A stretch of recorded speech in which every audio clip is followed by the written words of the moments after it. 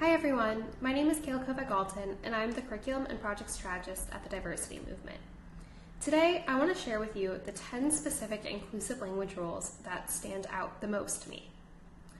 First, use all, everyone, you all, friends, or team rather than you guys. This one's actually pretty obvious. Don't use guys to address groups of people. However, I am guilty of using this phrase all the time. If you're from the Northeast, odds are you use this phrase as well.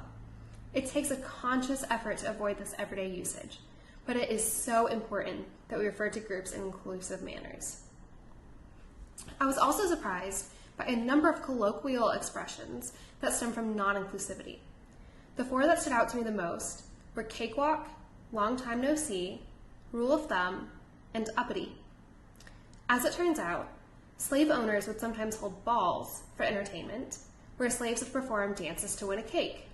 Thus, cakewalk has a highly offensive background. That was easy. It's a great alternative.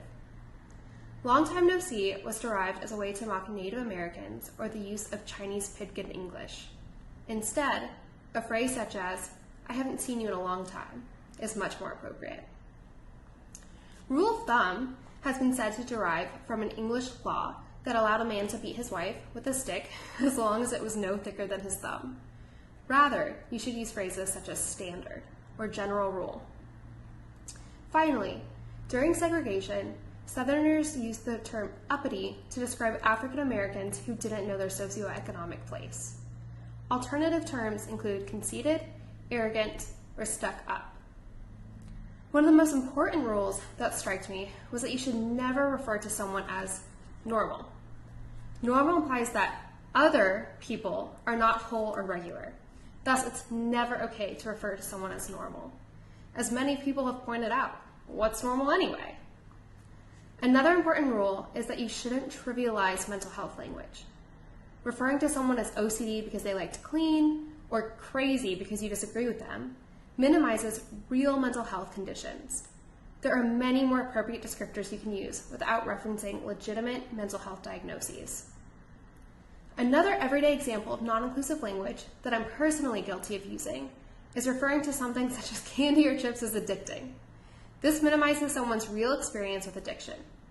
Rather than saying, "this chocolate is addicting," a good substitute would be, "this chocolate is delicious." Similarly, I often use the phrases, "I'm starving," or "I'm broke," to indicate that I'm hungry or a little lower on cash than I would hope.